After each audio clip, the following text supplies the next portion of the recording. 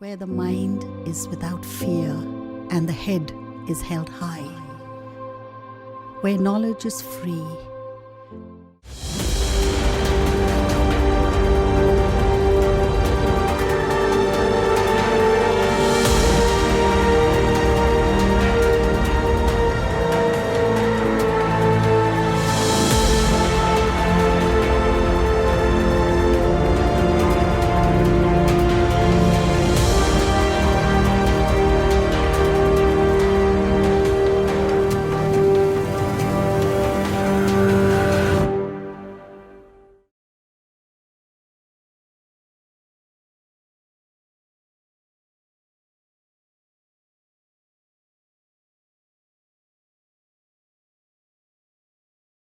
Good day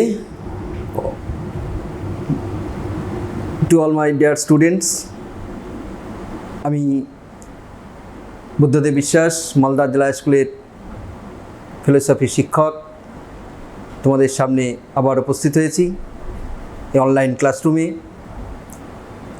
আশা করি তোমরা নিয়মিত এই অনলাইন ক্লাস ফলো করছো এবং বাড়িতেও ঠিক একইভাবে তোমরা অনুশীলনটা চালিয়ে যাচ্ছ এবং তোমরা সকলে নিশ্চয়ই ভালো আছো। যাই হোক, আমরা এখন আমাদের আলোচ্য বিষয়ে চলে যাচ্ছি। এর আগের ক্লাসে আমরা নিরপেক্ষ ন্যায় নিয়ে আলোচনা শুরু করেছিলাম এবং সেখানে আমরা ন্যায় অনুমানের প্রকারভেদ, বিভিন্ন প্রকার ন্যায় অনুমানকে যে বিভিন্ন ভাগে ভাগ করা হয় সেগুলো আমরা আলোচনা করেছিলাম। আজকে আমরা আলোচনা করব নিরপেক্ষ ন্যায়ের গঠন।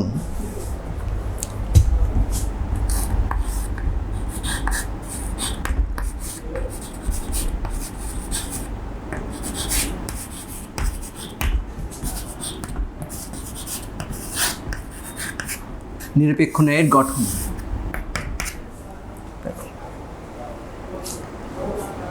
এক্ষেত্রে মনে রাখতে হবে যে একটা আদর্শ নিরপেক্ষ ন্যায় অর্থাৎ তর্কবিদ্যা সম্মত নিরপেক্ষ ন্যায় তিনটে বচনের দ্বারা গঠিত হয়। সেটা তোমরা এর আগেও জেনেছো, আমরা উদাহরণের সাহায্যে দেখিয়েছি। তো এই যে তিনটে বচনের দ্বারা একটা আদর্শ নিরপেক্ষ ন্যায় গঠিত হয়, তো এই তিনটে বচনের মধ্যে দুটো আশ্রয়বাক্য বা হেতুবাক্য এবং একটি সিদ্ধান্ত, দুটি আশ্রয়বাক্য বা হেতুবাক্য এবং একটি সিদ্ধান্ত বচন।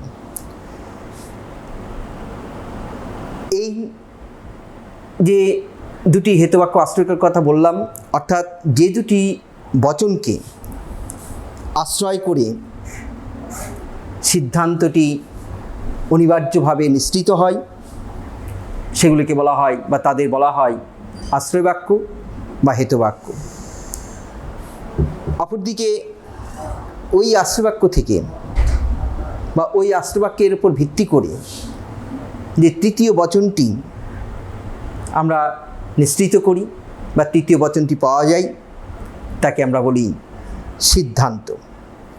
তো এক্ষেত্রে আমরা একটা উদাহরণের সাহায্যে এই নিরপেক্ষ ন্যায়ের গঠনটি আমরা বুঝে নেওয়ার চেষ্টা করব। যেমন ধরো বলা হলো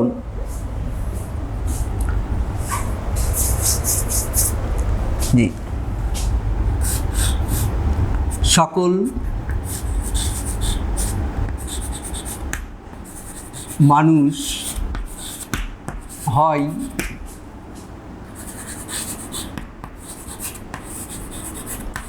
মরণশীল জীব।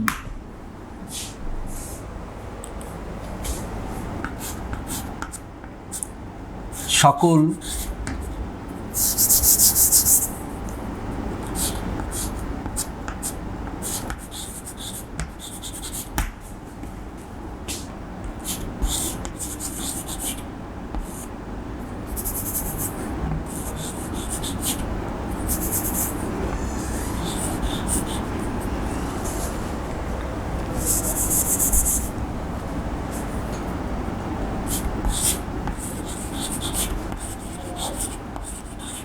শিক্ষক হয়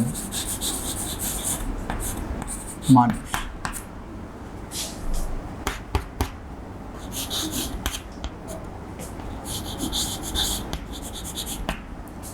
সকল শিক্ষক হয় মরণশীল জীব। দেখ, এক্ষেত্রে আমরা একটা আদর্শ নিরপেক্ষ ন্যায়ের উদাহরণ আমরা নিয়েছি। এক্ষেত্রে আমরা দেখো এই উদাহরণটিকে যদি আমরা বিশ্লেষণ করি তাহলে এক্ষেত্রে আমরা তিনটে বচন পাবো, একটি বচন, একটি বচন, একটি বচন।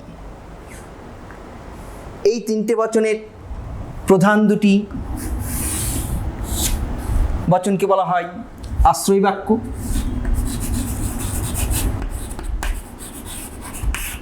বা হেতু বাক্য।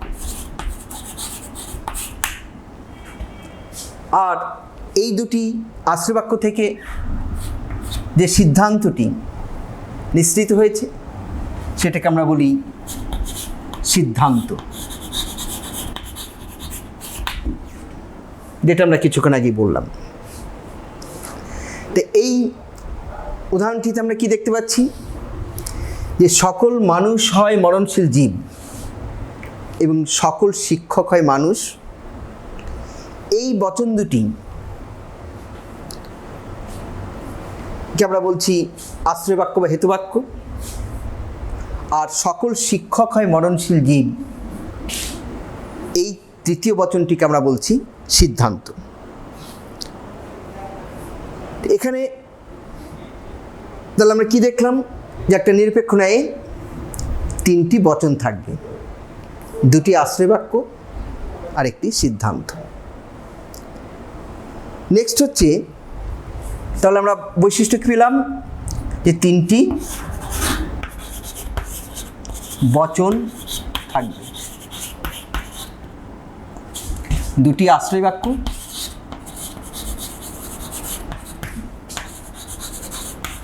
ও সিদ্ধান্ত।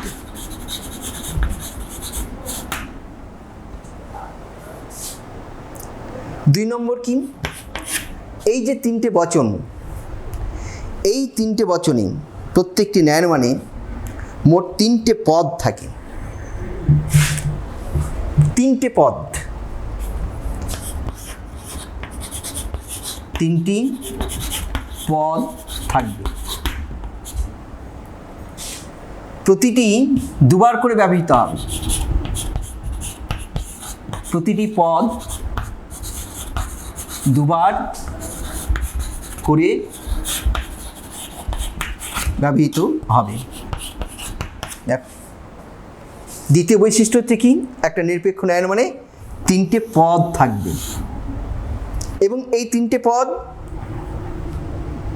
তিনটে প্রতিটি পদ দুবার করে ব্যবহৃত হবে।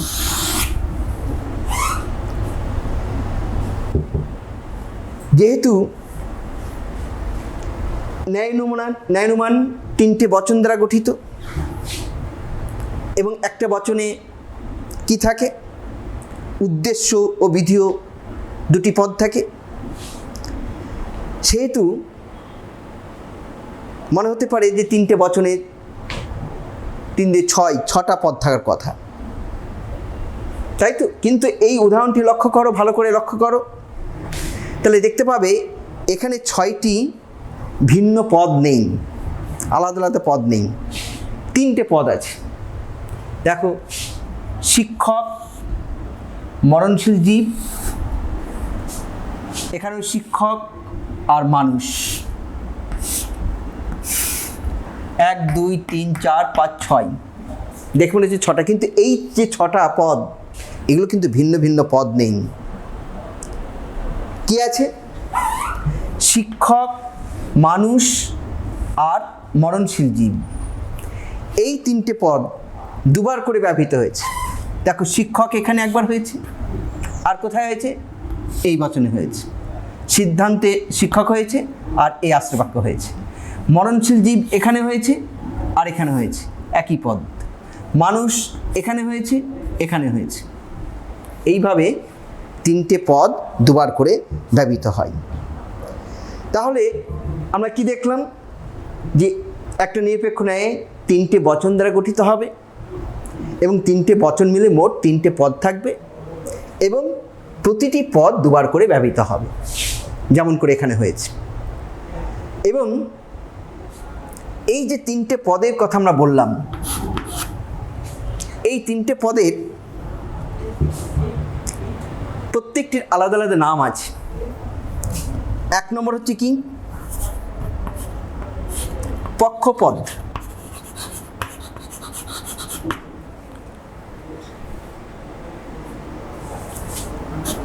দুই নম্বর সাধ্যপদ, তিন নম্বর হেতুপদ। এই যে তিনটে পদের কথা আমরা বললাম, এই তিনটে পদ কি কি? পক্ষপদ, সাধ্যপদ আর হেতুপদ। পক্ষপদ, সাধ্যপদ আর হেতুপদ। এই পক্ষপদটা কি? যে পদটি সিদ্ধান্তের উদ্দেশ্য স্থানে থাকে তাকে বলা হয় পক্ষপদ। অর্থাৎ সিদ্ধান্তের উদ্দেশ্য পদ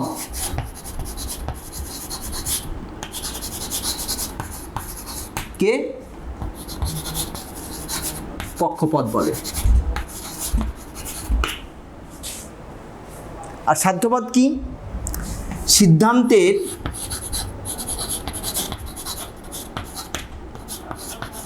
বিধেয় পদ কে সাধ্যপদ বলে। আর হেতুপদ কি? যে পদ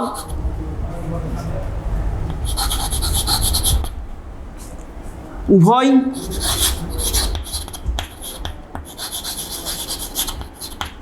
আশ্রয় বাক্যে থাকে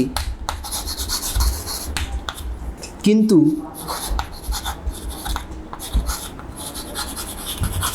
সিদ্ধান্তে থাকে না। দেখ,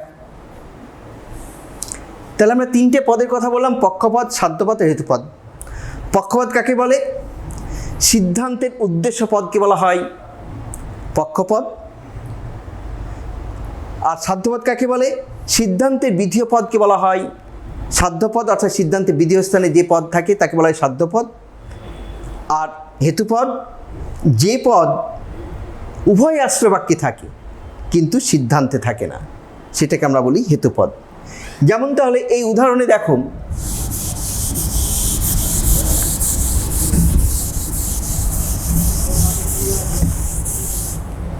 এখানে যে উদাহরণটি আমরা নিয়েছি, সিদ্ধান্ত বাক্য কোনটি? এটি। সিদ্ধান্তের উদ্দেশ্যপদ কোনটা? শিক্ষক। তাহলে এটাকে আমরা বলবো পক্ষপদ।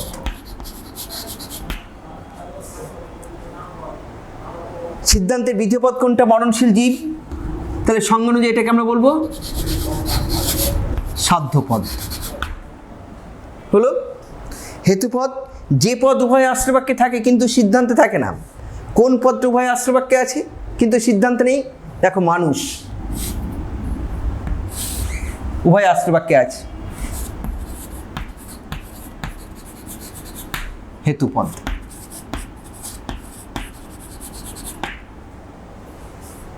হলো।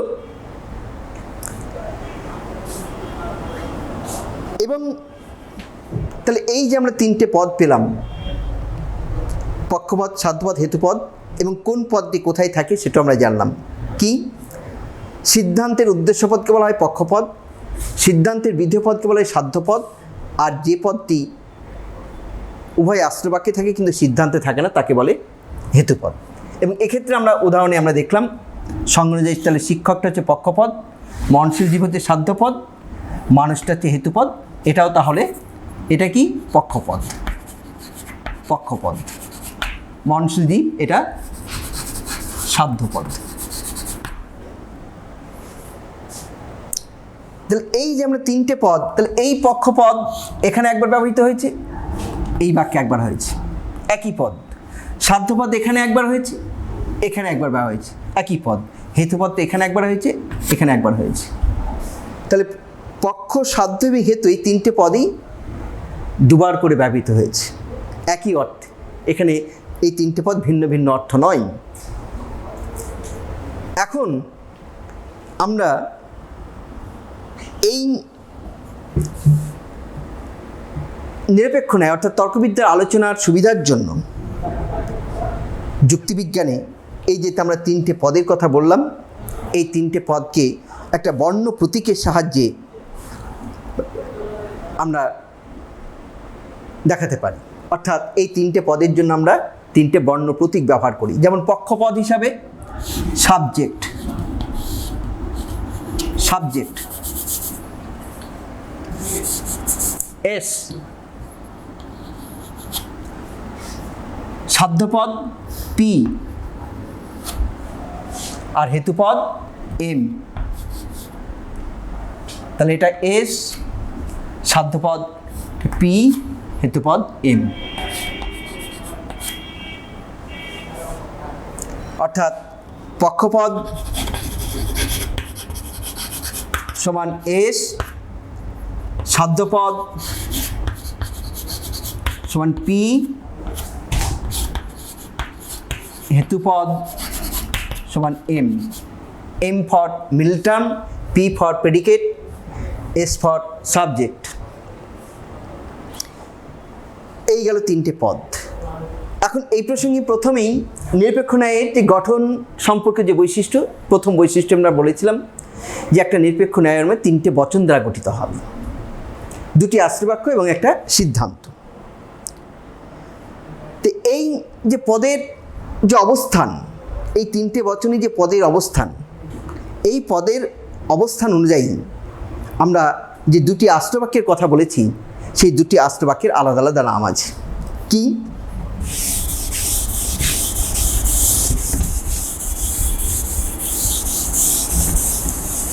দেখো, সিদ্ধান্তের এই পক্ষপদটি এই বাক্যে আছে, আর সিদ্ধান্তের সাধ্যপদটি এই বাক্যে আছে।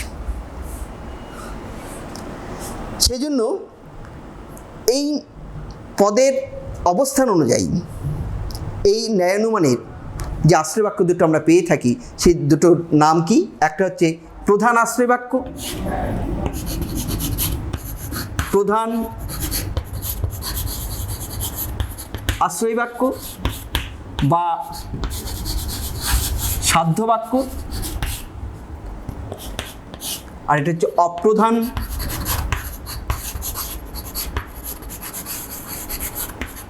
আশ্রয়বাক্য বা পক্ষবাক্য। এই প্রধান আশ্রয়বাক্যটা কি? সাধ্যপদটি, সিদ্ধান্তের সাধ্যপদটি যে বাক্যে থাকে, সিদ্ধান্তের সাধ্যপদ টি যে বাক্যে থাকে তাকে সাধ্যবাক্য বা প্রধান আশ্রয়বাক্য বলে। প্রধান আশ্রয় সাধ্যবাক্য কি? সিদ্ধান্তের সাধ্যপদটি যে বাক্যে থাকে তাকে সাধ্যবাক্য বা প্রধান আশ্রয়বাক্য। আর অপ্রধান আশ্রয়বাক্য সিদ্ধান্তের পক্ষপদটি যে বাক্যে থাকে তাকে পক্ষবাক্য বলে। তাহলে কি পেলাম? সিদ্ধান্তের সাধ্যপদটি যে বাক্যে থাকে তাকে সাধ্যবাক্য বলে। তো এখানে সিদ্ধান্তের সাধ্যপদটি মননশীল জীব কোন বাক্যে আছে? এই বাক্যে আছে, প্রথম বাক্যে। তাহলে এইটাকে, এই প্রথম বাক্যটিকে তাহলে আমরা বলবো প্রধান আশ্রয় বাক্য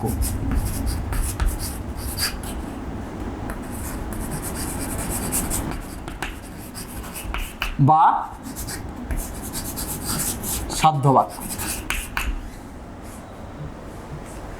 সিদ্ধান্তের পক্ষপদটি কোন বাক্যে আছে? এই বাক্যে আছে।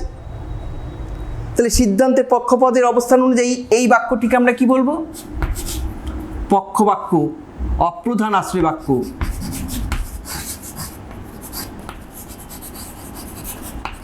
অপ্রধান আশ্রয় বাক্য বা পক্ষবাক্য হলো। তাহলে আমরা দেখো একটা নিরপেক্ষণে আমরা তিনটে বচন পেলাম: প্রধান আশ্রয় বাক্য বা সাধ্য বাক্য, অপ্রধান আশ্রয় বাক্য বা পক্ষবাক্য। আর এই দুটি আশ্রয় বাক্য থেকে, সাধ্য বাক্য এবং পক্ষবাক্য থেকে যে বচনটি আমরা নিশ্চিত করেছি সেটাকে আমরা বলছি সিদ্ধান্ত। এটা হচ্ছে একটা আদর্শ নিরপেক্ষ ন্যায় অনুমানের গঠন।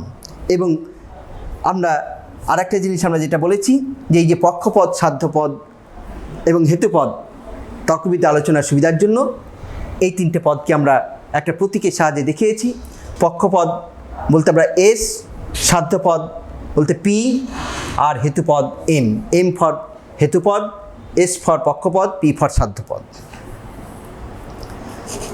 এই হচ্ছে নিরপেক্ষ ন্যায় অনুমানের গঠন। এখন এখানে আমরা যে হেতুপদের কথা উল্লেখ করলাম, এই হেতুপদটি উভয় আশ্রয় বাক্যে আছে কিন্তু সিদ্ধান্ত নেই। তাহলে এই হেতুপদের কাজটা কি, হেতুপদের ভূমিকাটা কি, এই প্রসঙ্গে আমাদের আলোচনা করতে হবে।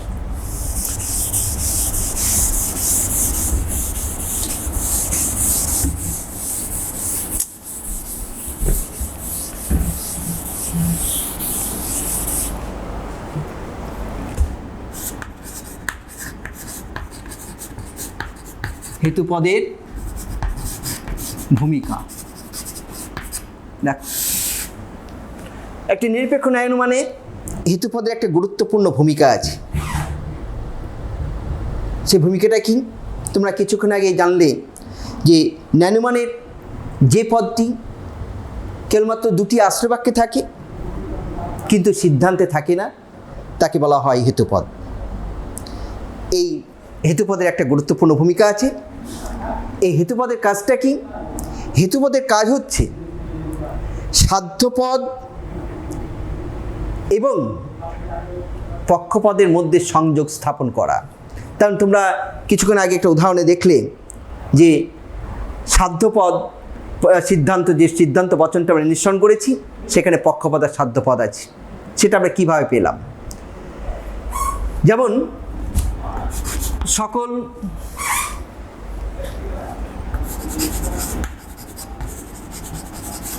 মানুষ হয়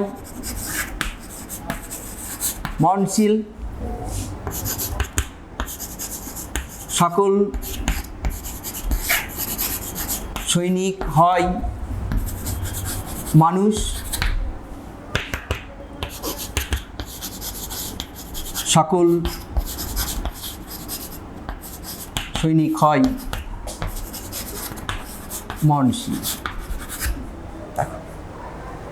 এক্ষেত্রে মানুষটা হচ্ছে হেতুপদ, আমরা সংখ্যা মিডল টার্ম। এই হেতুপদটা উভয় আশ্রয় বাক্যে আছে কিন্তু সিদ্ধান্তে নেই। এটাকে আমরা বলছি এস, এটাকে আমরা বলছি পি। এটা এস, এটা পি।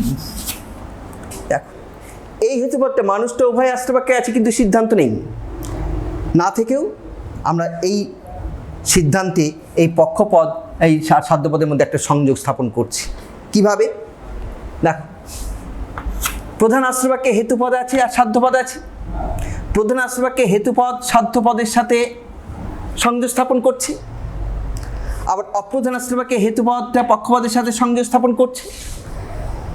করে এই দুটি আশ্রয় বাক্য থেকে সিদ্ধান্তে সাধ্যপদ ও পক্ষপদের সাথে একটা সংযোগ স্থাপন করছে।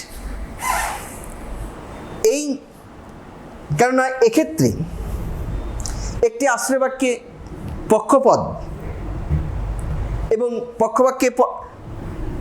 পক্ষপদ এবং সাধ্যপদের মধ্যে কোনো প্রত্যক্ষ যোগ নেই, কারণ এখানে সাধ্যপদ আছে, এখানে পক্ষপদ আছে। তাহলে এই সাধ্যপদের সাথে পক্ষপদের কোনো প্রত্যক্ষ সংযোগ নেই, কারণ প্রধান আশ্রয় সাধ্যপদ আছে কিন্তু পক্ষপদ নেই, আবার অপ্রধান আশ্রয় বাক্যে পক্ষপদ আছে কিন্তু সাধ্যপদ নেই। তাই এই সাধারণ পদ রূপে হেতুপদ কি করছে? প্রধান আশ্রয় বাক্যে হেতুপদ প্রধান আশ্রয় বাক্যে সাধ্যপদের সঙ্গে সংযুক্ত হচ্ছে, সংযোগ স্থাপন করছে, এবং অপ্রধান আশ্রয় বাক্যে পক্ষপদের সঙ্গে সম্পর্ক স্থাপন করছে, করে সিদ্ধান্তে কি করছে? পক্ষপদের সাথে সাধ্যপদের সংযোগ স্থাপন করছে। কাজেই এই হেতুপদের দ্বারা এই হেতুপদ আশ্রয় বাক্য দুটিতে যদি না থাকে, মধ্যপদ হিসেবে না থাকে, মধ্যস্থতা স্থাপন না করে, তাহলে কখনোই ন্যায় অনুমান গঠন করা সম্ভব নয়। আর হেতুপদের দ্বারাই আমরা ন্যায় অনুমানকে অমাধ্য অনুমান থেকে আলাদা করতে পারি। কেননা অমাধ্য অনুমানে তোমরা দেখেছো যে আবর্তন বিবর্তন সেখানে কোনো হেতুপদ থাকে না, কিন্তু হেতুপদের উপস্থিতি ন্যায় অনুমানের একটি অন্যতম প্রধান বৈশিষ্ট্য বলা যায়। হেতুপদ ছাড়া কখনোই একটা ন্যায় অনুমান গঠন করা সম্ভব নয়। এই হচ্ছে হেতুপদের ভূমিকা। নেক্সট পয়েন্ট আমরা চলে যাব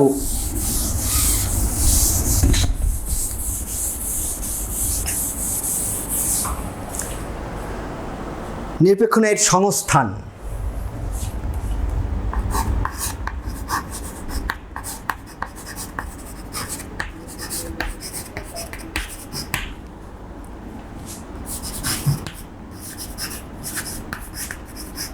নিরপেক্ষ ন্যায়ের সংস্থান।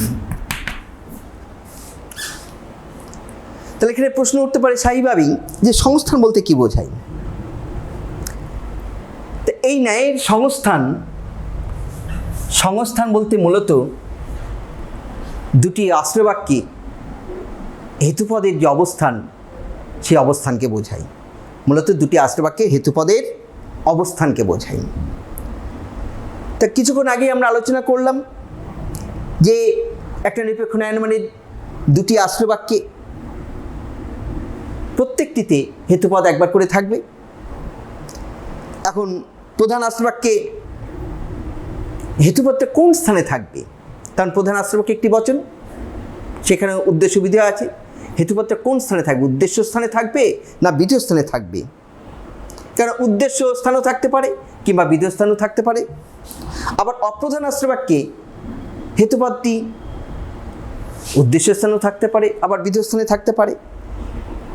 কাজেই এই হেতুপদের অবস্থানটা উভয় আশ্রয় বাক্যে বিভিন্ন রকম হতে পারে। তাই এই সংস্থান বলতে কি বোঝায়? এর উত্তরে আমরা বলতে পারি কি, যে একটি নিরপেক্ষ ন্যায় অনুমানে দুটি আশ্রয় বাক্যে হেতুপদের বিভিন্ন অবস্থান অনুযায়ী ন্যায়ের যে ভিন্ন ভিন্ন আকার হয় তাকে বলা হয় সংস্থান। সংজ্ঞাটা একটু, নিরপেক্ষ ন্যায় অনুমানে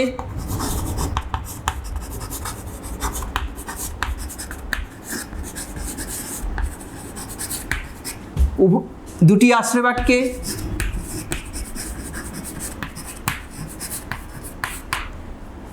হেতুপদের অবস্থান অনুযায়ী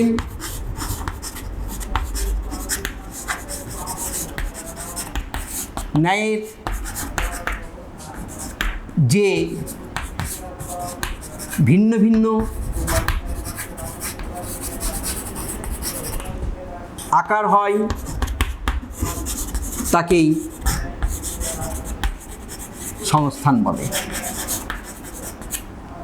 কি বললাম? নিরপেক্ষ ন্যায় মানে দুটি আশ্রয় বাক্য আছে, সেই দুটি আশ্রয় বাক্যে হেতুপদের অবস্থান অনুযায়ী ন্যায়ের যে ভিন্ন ভিন্ন আকার পাওয়া যায় তাকে বলা হয় সংস্থান। তা হেতুপদের এই যে অবস্থান, এই অবস্থান চার রকমের হতে পারে। তর্কবিজ্ঞানী কার্ভেত রিড একটা ছকের সাহায্যে এই চার রকম সংস্থানকে বুঝিয়েছেন। এই সংস্থান চার প্রকার।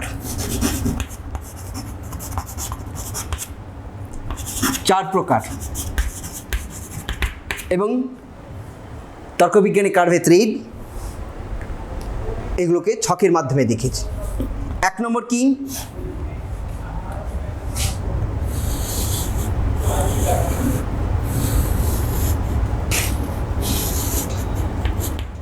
দেখো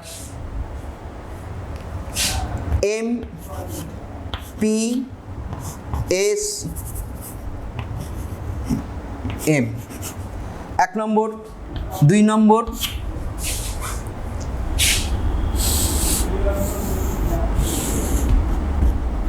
পি এস এম এম 3 নম্বর,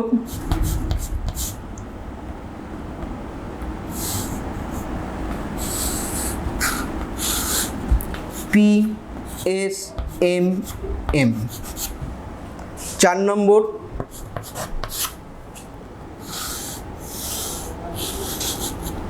পি এম এম এস। এই 4 প্রকার আমরা সংস্থান পাই, 4টে আকার। এটাকে আমরা বলছি প্রথম সংস্থান, দ্বিতীয় সংস্থান, তৃতীয় সংস্থান, চতুর্থ সংস্থান। খুব ভালো করে লক্ষ্য করো, প্রথম সংস্থানে এম ফর হেতুপদ, পি ফর সাধ্যপদ, এস ফর পক্ষপদ। তাহলে প্রথম সংস্থানে এটা একটা আশ্রবাক্য, এটা একটা আশ্রবাক্য, হেতুপদ উভয় আশ্রবাক্যে থাকে। তাহলে এটা প্রধান আশ্রবাক্য, এটা অপ্রধান আশ্রবাক্য। এই প্রধান আশ্রবাক্য অপ্রধান কানেক্ট করছে কি হেতুপদ।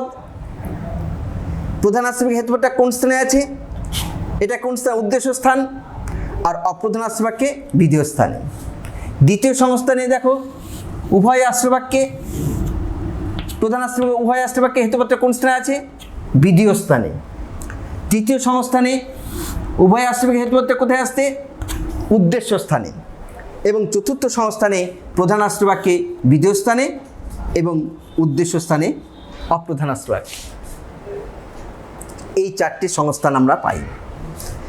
এখন এই যে 4টে সংস্থানের কথা আমরা উল্লেখ করলাম, এই দেখো প্রথম সংস্থান আমরা নিচ্ছি। প্রথম সংস্থান, প্রথম সংস্থান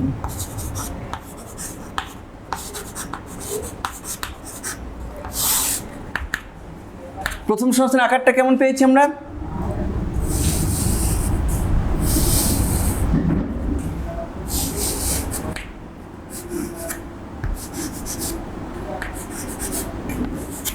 এই এবং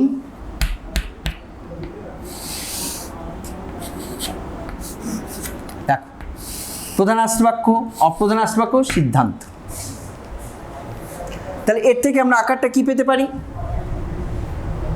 যেমন ধরো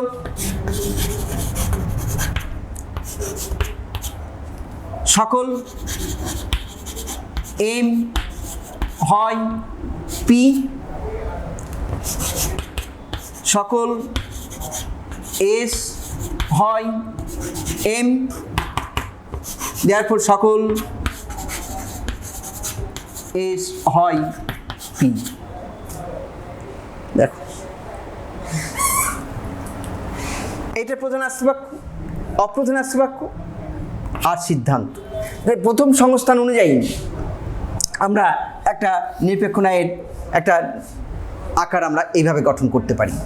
তাহলে এটা যদি প্রধান, তাহলে কী হবে, সকল এম হয় পি, এ করলে সকল এস হয় এম, অপ্রধান আশ্রবাক্য, তার থেকে আমরা সিদ্ধান্ত সকল এস হয় পি। এটা গেল প্রথম সংস্থান। নেক্সট দ্বিতীয় সংস্থান, দ্বিতীয় সংস্থান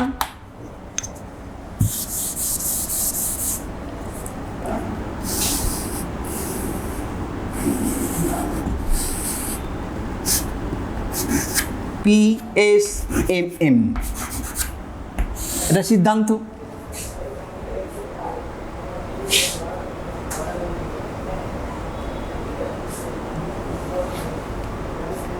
দেখো এটা আমরা এভাবে করতে পারি। এ দিয়ে যদি করি তাহলে কি হবে, সকল পি হয় এম, সকল এস হয় এম, অতএব সকল এস হয় পি। এটা হচ্ছে তোমার দ্বিতীয় সংস্থান। নেক্সট তৃতীয় সংস্থান,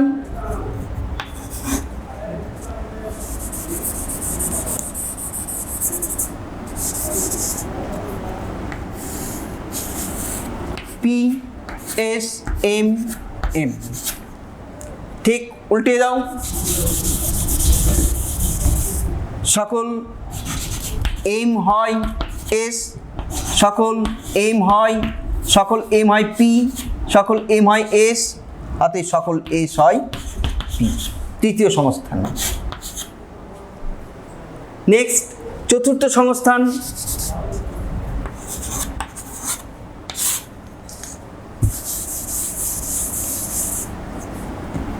চতুর্থ আকারটা কেমন?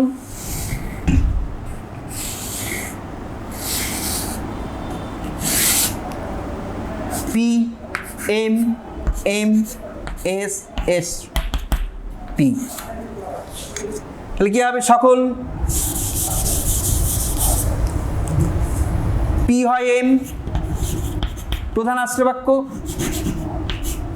অপ্রধান আশ্রয়বাক্য সকল এম হয় এস, দেয়ারপর সকল সিদ্ধান্ত সকল এস হয় পি। এই হচ্ছে নিরপেক্ষ ন্যায়ের সংস্থার চারটে সংস্থান।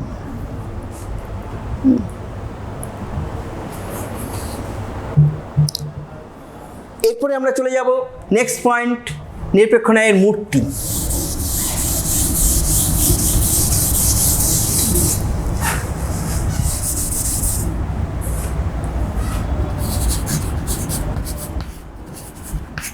নিরপেক্ষ ন্যায়ের মূর্তি দেখো,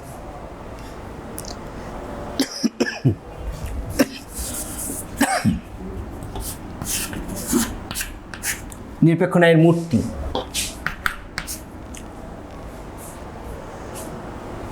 স্বাভাবিকভাবে প্রশ্ন ওঠে, তাহলে মূর্তি বলতে কি বোঝাই?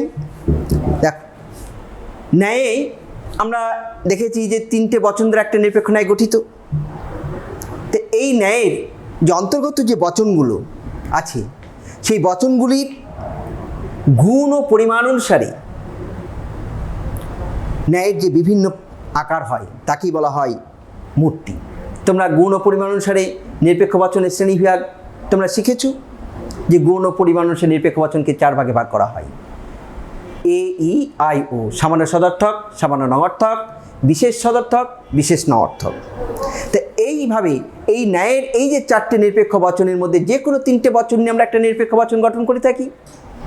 কাজেই এই একটা নিরপেক্ষ ন্যায় গঠন করার সময় যে 3টে বচন আমরা নিচ্ছি, সেই 3টে বচনের গুণ ও পরিমাণ অনুসারে ন্যায়ের যে বিভিন্ন আকার আমরা পেয়ে থাকি তাকে বলা হয় মূর্তি। অর্থাৎ ধরো যদি কোনো একটা ন্যায় মানে প্রধান আশ্রয়বাক্য তে বচন হলো, অপ্রধান আশ্রয়বাক্য ই হলো, এবং সিদ্ধান্ত, তাহলে সিদ্ধান্ত যদি ই হয় তাহলে কি হবে? এ ই ই। এইভাবে ই আই ও।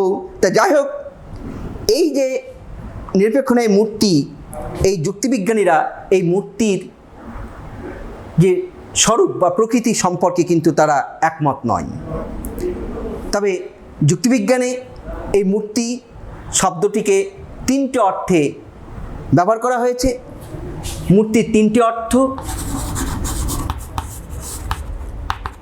3টে অর্থ কি কি? সাধারণ অর্থ, সাধারণ অর্থ,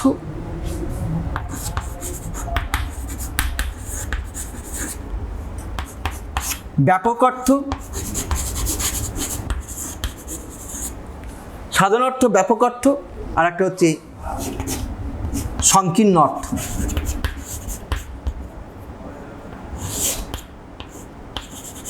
সংকীর্ণ অর্থ, সংকীর্ণ অর্থ। এই 3টে অর্থে মূর্তিকে ব্যবহার করা হয়। তো সাধারণ আমরা কি দেখলাম, যে ন্যায়ের অন্তর্ভুক্ত সাধারণ অর্থে মূর্তি বলতে কি বোঝায়? সাধারণ অর্থে মূর্তি বলতে বোঝায় যে ন্যায়ের অন্তর্গত কেবলমাত্র আশ্রয়বাক্য দুটির, অর্থাৎ যে দুটুকু আশ্রয়বাক্য আমরা পেয়ে থাকি, সাধ্যবাক্য এবং পক্ষবাক্য, সেই আশ্রয়বাক্য দুটির গুণ ও পরিমাণ অনুযায়ী ন্যায়ের যে আকার হয় তাকে মূর্তি বলে সাধারণ অর্থে। তো এই সাধারণ অর্থে মূর্তির যে সংজ্ঞা আমরা পেলাম যে কেবলমাত্র আশ্রয় বাক্য দুটির গুণ ও পরিমাণ অনুযায়ী ন্যায়ের যে আকার তাকেই মূর্তি বলা হয় সাধারণ অর্থে। তাহলে গুণ ও পরিমাণের এই যৌথ ভিত্তিতে নিরপেক্ষ বচনকে আমরা কয় ভাগে ভাগ করেছি? 4 ভাগে। এ ই আয়ো, এ ই আয়ো,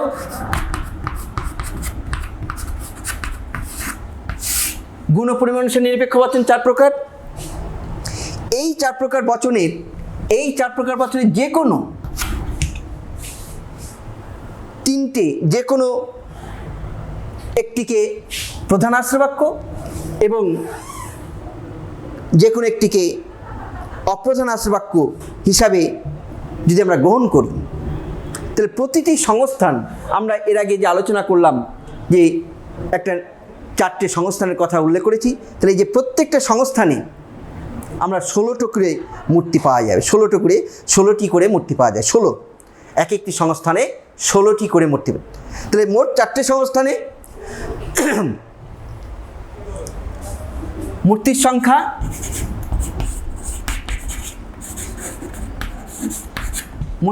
কত হবে? 16 × 4 = 64। তাহলে সাধারণ অর্থে মূর্তিটাকে যদি আমরা গ্রহণ করি, তাহলে 4টে সংস্থানে মূর্তির সংখ্যা দাঁড়াবে 64। এবার হচ্ছে ব্যাপক অর্থ। ব্যাপক অর্থে কি?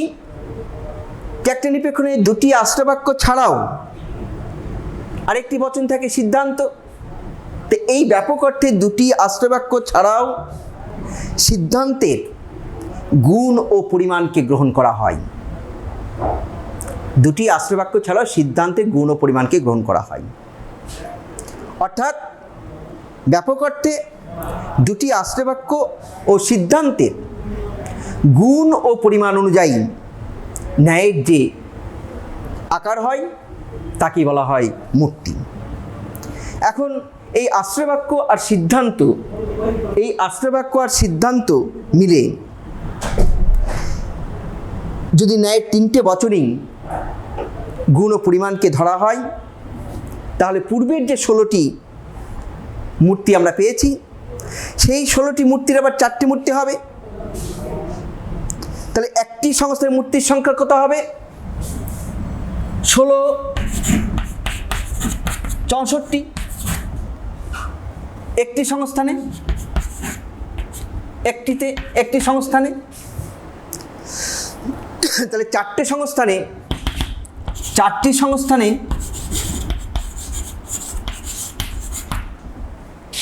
একটি সংস্থানে যদি 16 × 4 অর্থাৎ 64টি হয়, তাহলে 4টি সংস্থানে কটা হবে? 64 × 4 = 256টি মূর্তি। তাহলে আমরা কি দেখলাম? যে ব্যাপক অর্থে ন্যায়ের মূর্তির সংখ্যা হচ্ছে 256টি। নেক্সট হচ্ছে কি? সংকীর্ণ অর্থে। তাহলে ব্যাপক অর্থে × 4 = হচ্ছে 256টি।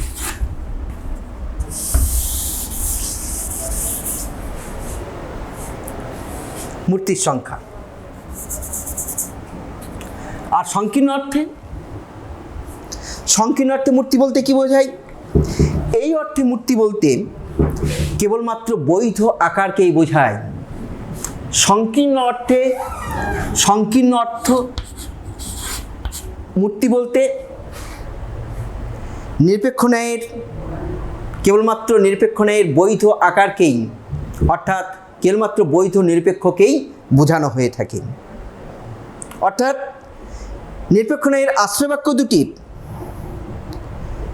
গুণ ও পরিমাণ অনুসারে যে বৈধ আকার পাওয়া যায় তাকেই বলা হয় মূর্তি। সংকীর্ণ অর্থে মূর্তি মানে কি? তাহলে নিরপেক্ষ ন্যায়ের আশ্রয় বাক্য দুটির গুণ ও পরিমাণ অনুযায়ী ন্যায়ের যে বৈধ আকার পাওয়া যায় তাকেই বলা হয় মূর্তি। তাহলে এই যে বৈধ আকারকেই যদি শুধুমাত্র মূর্তি বলা হয়, তাহলে আমরা এই যে প্রচলিত যুক্তিবিজ্ঞানে 4টে সংস্থানে মোট 19টা মূর্তিকে বৈধ মূর্তি বা শুদ্ধ মূর্তি বলা হয়। হ্যাঁ, এই সংকীর্ণ অর্থে বৈধ মূর্তি হচ্ছে 19টি। বৈধ মূর্তি বা শুদ্ধ মূর্তি, বৈধ মূর্তি বা শুদ্ধ মূর্তি হচ্ছে 19টি। আর বাকি এই 256টি আমরা পেয়েছি।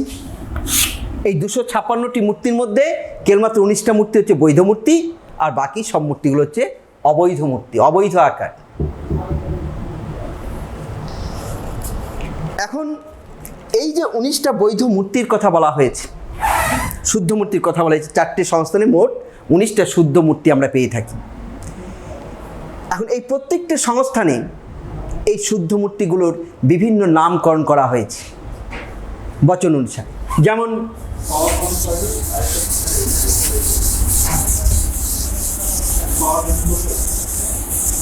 প্রথম সংস্থান,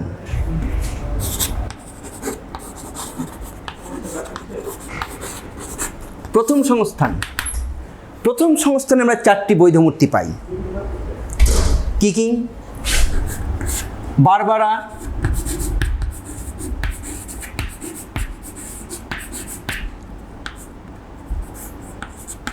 সিলারেন্ট,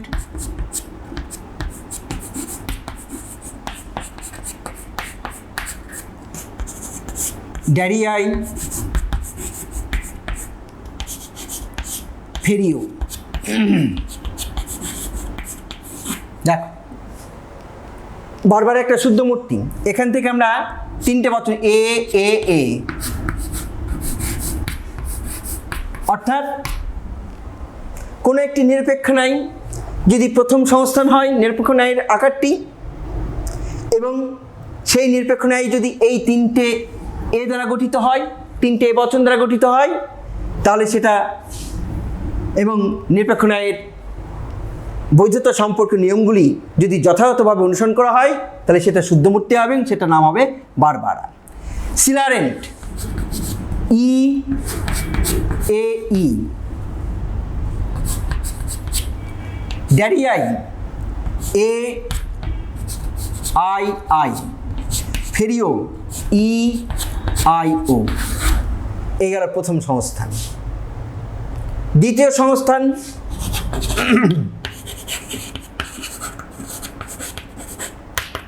দ্বিতীয় সংস্থানে আমরা 4টে বৈধ মূর্তি পেয়ে থাকি। কি কি? সিজারি, এগুলো তোমাদের মনে রাখতে হবে। সিজারি, কেমেস্ট্রেস,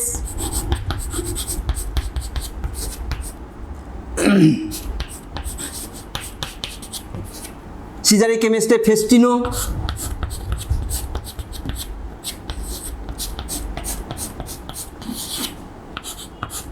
ব্যারোকো। দেখো, সিজারি কি পাচ্ছ? ই A E. কেমিস্ট্রেস, A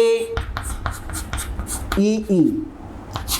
ফেস্টিনো, E I ও। ব্যারোকো, এ ও ও।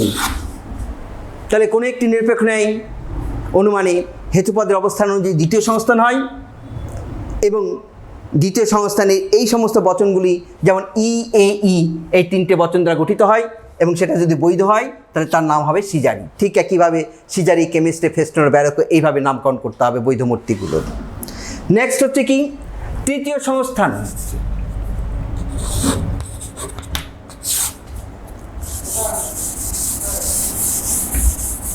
তৃতীয় সংস্থানে আমরা 6টি বৈধ মূর্তি পাই। কি কি? ড্যারাপ্টি,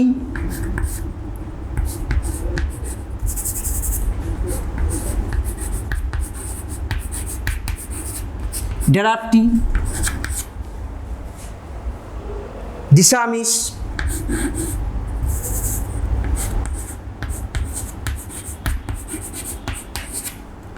তিন নম্বর ড্যারাপ্টি, দিশামিস, ড্যাটিসি,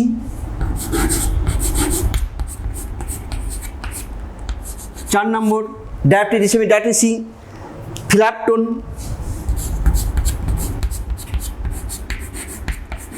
ফিলাপটন,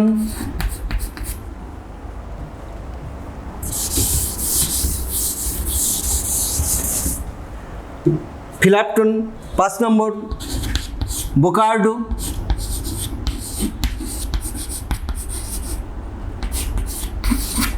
6 নম্বর হচ্ছে Ferison, ফেরিসন।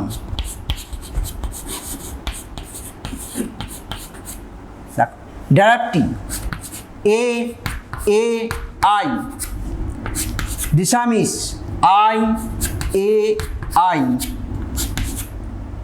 ফিলাপটন, E A O, Bocardo, O A O, Ferison, E I E I ও।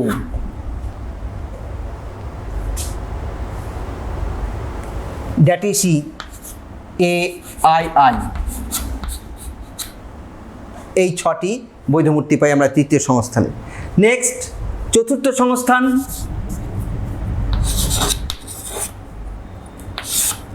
চতুর্থ সংস্থানে আমরা 5টি বৈধ মূর্তি পাই। কি কি?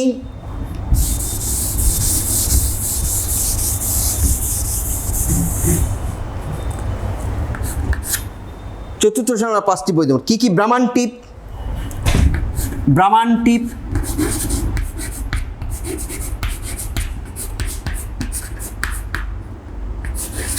2 নম্বর কেমিনেস,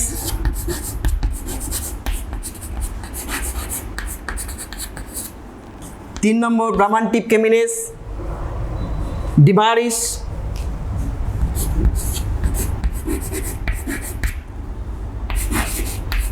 ডিমারিস, 4 নম্বর ফেসাপো,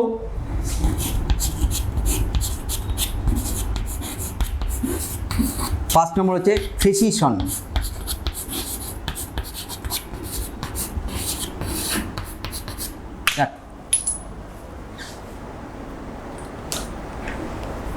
ব্রাহ্মণটিপ, A A I, Camenes, A E E, Dimaris, I A I, Fesapo, E A ও,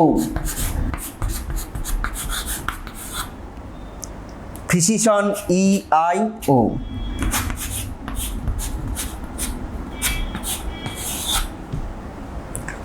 এইভাবে আমরা 4টে সংস্থানে মোট 19টা শুদ্ধ মূর্তি আমরা পেয়ে থাকি।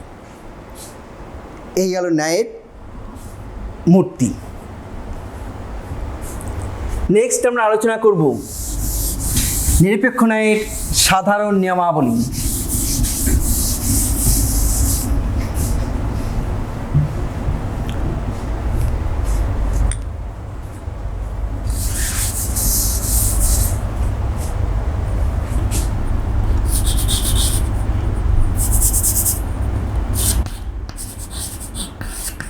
বৈধতা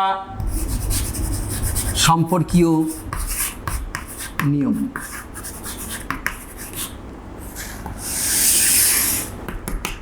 এখন দেখ, আমরা নিরপেক্ষ ন্যায়ের গঠন নিয়ে আলোচনা করলাম, নিরপেক্ষ ন্যায়ের সংস্থান, মূর্তি নিয়ে আমরা আলোচনা করলাম। এখন প্রশ্ন হচ্ছে যে একটা নিরপেক্ষ ন্যায় অর্থাৎ একটা নিরপেক্ষ যুক্তিকে কিভাবে বিচার করব, অর্থাৎ বৈধতা বিচার করব কী করব। কোনো একটি যুক্তির বৈধতা বিচার করতে গেলে আমরা কী করতে হবে আমাদের, যে সেই যুক্তির নির্দিষ্ট যে নিয়মাবলী আছে সেই নিয়মাবলী অনুসরণ করে যদি কোনো যুক্তি গঠন করা হয় তাহলে সেই যুক্তিটিকে আমরা বৈধ বলে থাকি, আর যদি নিয়ম লঙ্ঘন করা হয় কোনো যুক্তির ক্ষেত্রে তাহলে সেই যুক্তিটিকে আমরা অবৈধ বলে থাকি। ঠিক একইভাবে এই নিরপেক্ষ ন্যায়ের ক্ষেত্রেও নিরপেক্ষ ন্যায়ের বৈধতা সম্পর্কে কতগুলো নিয়ম আছে, যে নিয়মগুলোকে অনুসরণ করে একটি নিরপেক্ষ যুক্তি যদি গঠন করা হয় তাহলে সেই নিরপেক্ষ ন্যায়টি বৈধ হবে, আর যদি কোনো একটি নিয়ম কোনো যুক্তির ক্ষেত্রে লঙ্ঘন করা হয় তাহলে সেই নিরপেক্ষ ন্যায়টিকে অবৈধ বলে গণ্য করব। তো এখন আমরা এই নিরপেক্ষ ন্যায়ের বৈধতা সম্পর্কে নিয়মগুলি নিয়ে আলোচনা করব। তা দেখো, এক্ষেত্রে আমরা নিরপেক্ষ ন্যায়ের গঠন সম্পর্কীয় বৈশিষ্ট্য যখন আমরা আলোচনা করছিলাম তখন সেক্ষেত্রে দুটো বৈশিষ্ট্যের কথা আমরা বলেছি। প্রথম বৈশিষ্ট্য কি, যে একটি নিরপেক্ষ ন্যায়ানুমান তিনটে বচন দ্বারা গঠিত হবে, তিনটে বচন থাকবে। দ্বিতীয় বৈশিষ্ট্য আমরা কি বলেছি, যে একটি নিরপেক্ষ ন্যায়ানুমানে তিনটে পদ থাকবে, তিনটের বেশিও নয় কমও নয়। এই যে দ্বিতীয় বৈশিষ্ট্যটার কথা বলা হয়েছে, এই দ্বিতীয় বৈশিষ্ট্যটিতে গঠন সম্পর্কীয় বৈশিষ্ট্য তো অবশ্যই, এটি একটিকে বৈধতা সম্পর্কীয় নিয়মও আমরা বলে থাকি।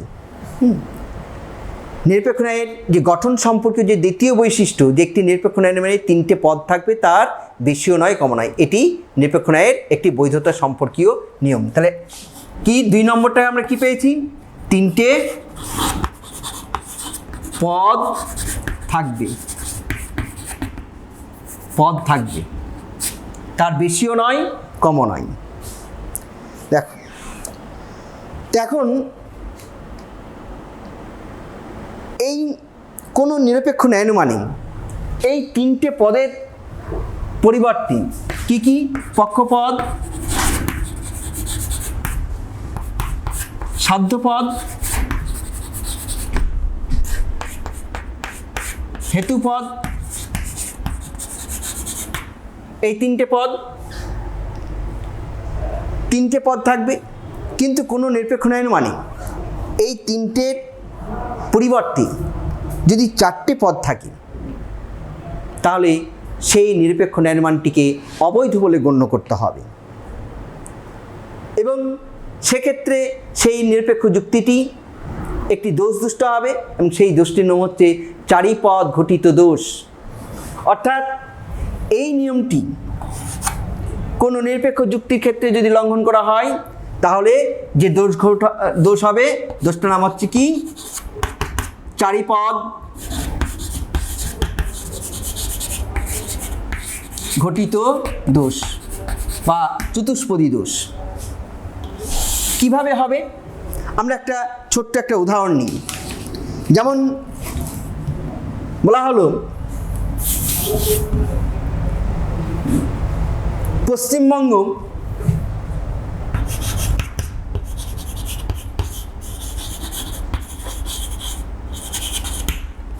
পশ্চিমবঙ্গ হয় ভারতের অন্তর্ভুক্ত।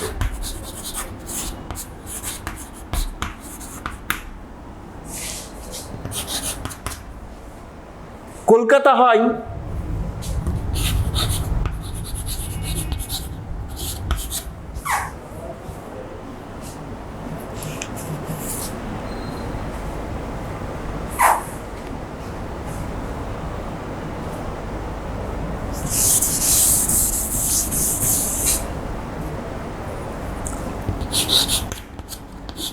সকল নাগরিক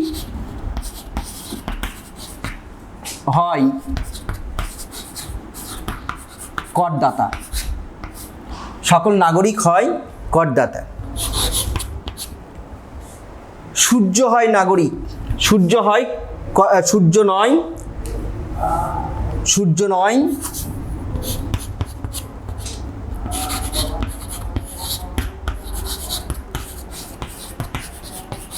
করদাতা।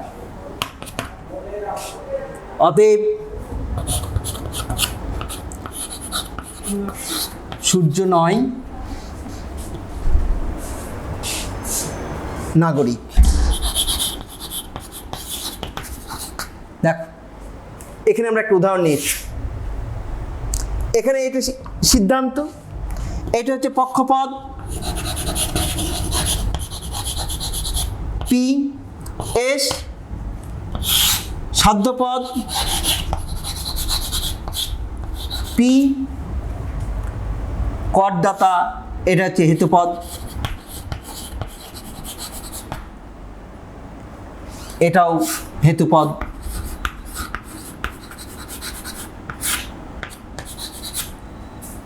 নাগরিক এটা হচ্ছে সাধ্যপদ,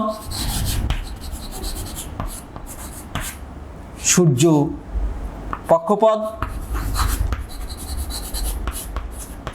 দেখ, সকল প্রধান আশ্রমকে কি পেয়েছি, সকল নাগরিক হয় করদাতা। অপ্রধান আশ্রম কি, সূর্য নয় করদাতা। তার থেকে আমরা একটা সিদ্ধান্ত গ্রহণ করেছি যে সূর্য নয় নাগরিক। এক্ষেত্রে দেখো প্রধান রাষ্ট্রবাক্যে এই যে হেতুপদটা আছে, হেতুপদটা কি করদাতা, আবার অপ্রধান রাষ্ট্রবাক্য হেতুপদে ব্যবহৃত হয়েছে করদাতা। তাহলে এখানে প্রধান রাষ্ট্রবাক্যে হেতুপদ এই করদাতা এই শব্দের অর্থটা কি? এই খাজনা অর্থে ব্যবহৃত হয়েছে।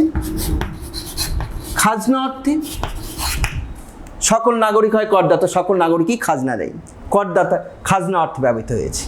কিন্তু অপ্রধান রাষ্ট্রবাক্যে সূর্য নয় করদাতা,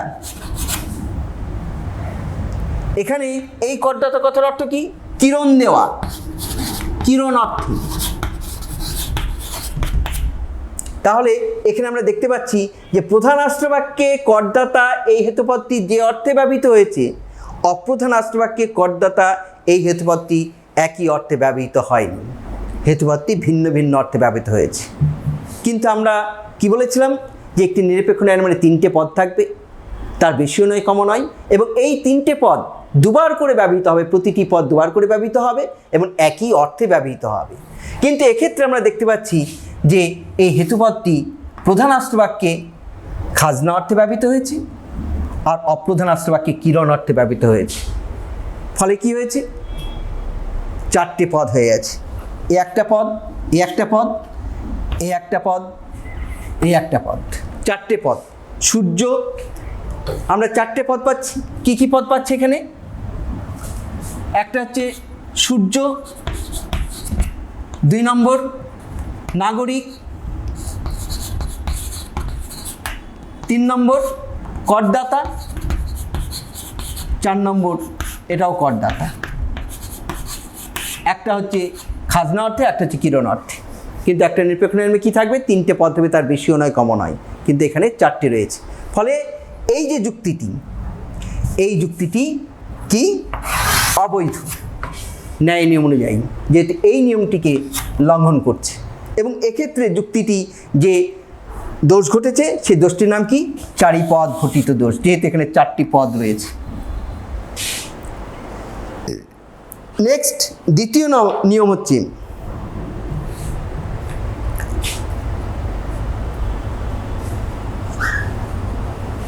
যে তৃতীয় নিয়ম,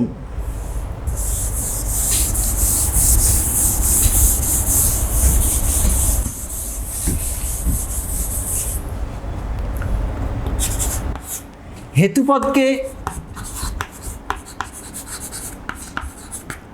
অন্তত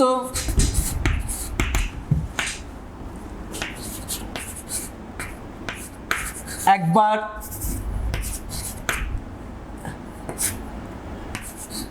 হেতুপদকে অন্তত একবার ব্যাপ্য হতে হবে। দেখ, তোমরা দেখেছো যে একটি নিরপেক্ষ ন্যায় মানে উভয় আশ্রয়বাক্যে হেতুপদ থাকে এবং সেই হেতুপদকে উভয় আশ্রয়বাক্যে মিলে অন্তত একবার ব্যাপ্য হতে হবে, অন্তত একবার। এবং পদের ব্যাপ্যতা তোমরা এর আগে জেনেছো, কোন বচনে এ, ই, আই, ও এই 4টে নিরপেক্ষ বচনের কোন পদ ব্যাপ্য কোন পদ অব্যাপ্য তোমরা আগেই জেনেছো। তাহলে আমাকে দেখতে হবে যে এই হেতুপদকে অন্তত একবার ব্যাপ্য হয়েছে কিনা কোনো নিরপেক্ষ যুক্তিতে।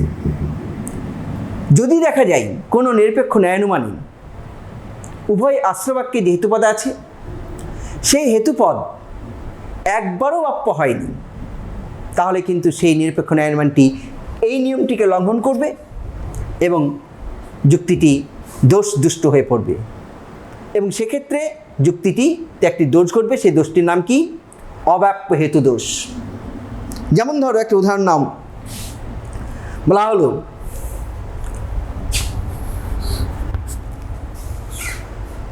কোনো কোনো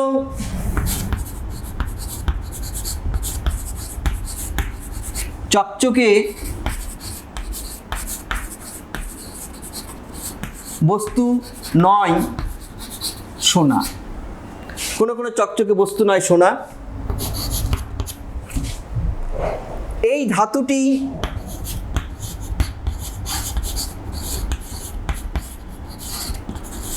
হয় চকচকে, এই ধাতুটি হয় চকচকে বস্তু।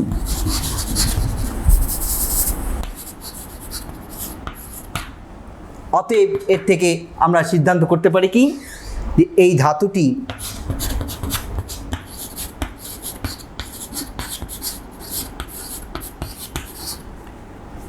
নয় সোনা। দেখ, এই যুক্তিটা আমরা গঠন করেছি। এক্ষেত্রে এটা কি পক্ষপদ এস, এটা কি সাধ্যপদ পি, চকচকে বস্তু এটা হচ্ছে হেতুপদ এম, এটা হচ্ছে পক্ষপদ এস, এটা হচ্ছে সাধ্যপদ পি, চকচকে বস্তু হেতুপদ এম। তাহলে দেখো এই যুক্তিটিতে হেতুপদ কোনটা? চকচকে বস্তু। এবং দেখো এই হেতুপদের অবস্থানটা কি? প্রধান আশ্রবাক্য বা সাধ্য বাক্যে হেতুপদটা কোন স্থানে আছে? উদ্দেশ্য স্থানে, ও বচনের উদ্দেশ্য হিসেবে ব্যবহৃত হয়েছে। অপ্রধান আশ্রবাক্যে হেতুপদটি কোন স্থানে আছে? বিধেয় স্থানে। অপ্রধান আশ্রবাক্যে এ বচনের বিধেয় হিসাবে হেতুপদটি ব্যবহৃত হয়েছে।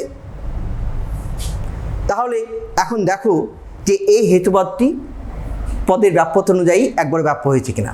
তাহলে আমরা এক্ষেত্রে দেখতে পাচ্ছি যে প্রধান আশ্রবাক্য ও বচন, পদের ব্যাপ্যতা অনুযায়ী ও বচন কোন পদকে ব্যাপ্য করে? ও বচনে কেবলমাত্র বিধেয় পদ ব্যাপ্য হয়।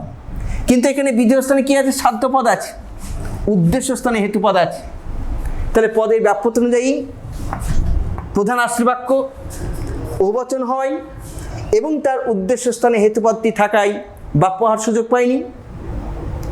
ঠিক একইভাবে অপ্রধান আশ্রবাক্য এ বচন হওয়ায় এবং তার বিধেয় স্থানে হেতুপদটি থাকায় ব্যাপ্য হওয়ার সুযোগ পায়নি, কেননা এ বচন বিধেয় পদকে ব্যাপ্য করে না, কেবলমাত্র উদ্দেশ্য পদকে ব্যাপ্য করে। তাহলে এক্ষেত্রে আমরা দেখতে পাচ্ছি কি, যে উভয় আশ্রবাক্যে যে হেতুপদ আছে সেই হেতুপদ একবারও ব্যাপ্য হয়নি। কিন্তু নিয়মে কি বলা হয়েছে, যে হেতুপদকে অন্তত একবার ব্যাপ্য হতে হবে। আর এই নিয়মটিকে যদি লঙ্ঘন করা হয় কোনো নিরপেক্ষ যুক্তির ক্ষেত্রে, তাহলে সেই যুক্তিটি অবৈধ আকার হবে এবং সেক্ষেত্রে যে দোষ ঘটবে সেই দোষটিকে বলা হবে কি, অব্যাপ্য হেতু দোষ। অব্যাপ্য হেতু দোষ। তাহলে এটি একটি অবৈধ যুক্তি আকার এবং এক্ষেত্রে যে দোষ ঘটেছে সেই দোষটিকে বলা হচ্ছে অব্যাপ্য হেতু দোষ। প্রিয় ছাত্ররা, আমাদের সময় খুবই কম, আজকে সময় এখানেই শেষ হয়ে যাচ্ছে। আর এটা তোমরা জানো যে একটা বিশাল সবথেকে বড় চ্যাপ্টার এবং অনেক খুঁটিনাটি বিষয় যেটাকে তোমাদের জানতে হবে। তাহলে এক্ষেত্রে ন্যায়ের যে বৈধতা সম্পর্কে নিয়মের কথা আমরা বলছি, এখানে 10টা নিয়ম আছে। সেই 10টা নিয়মকে তোমাকে পুঙ্খানুপুঙ্খভাবে জানতে হবে, তবেই একটা নিরপেক্ষ ন্যায়ের বৈধতা বিচার করতে পারবে। এবং সেক্ষেত্রে তো সংস্থান, মূর্তি, এগুলো তো আছেই। তো যাই হোক, আমাদের সংক্ষিপ্ত সময়ের জন্যই আমরা এই অধ্যায়টিকে শেষ করতে পারলাম না, এখানেই আমাকে শেষ করতে হচ্ছে। পরবর্তীতে যদি কোনো সুযোগ আসে তাহলে চেষ্টা করব এই বাকি যে অংশটা থাকছে আমরা শেষ করার। আশা করি তোমরা এই অংশটা ভালো করে বুঝতে পেরেছো এবং এই অংশটা বাড়িতেও তোমরা চেষ্টা করবে, প্র্যাকটিস করবে এবং পরবর্তীতে তোমাদের নিকটবর্তী শিক্ষক শিক্ষিকা কাছ থেকে পরবর্তী অংশগুলো একটু বুঝে নেওয়ার চেষ্টা করবে। এই বলে এবং তোমরা সুস্থ থাকো, ভালো থাকো, এই আশা রেখে আজ এখানেই শেষ করছি।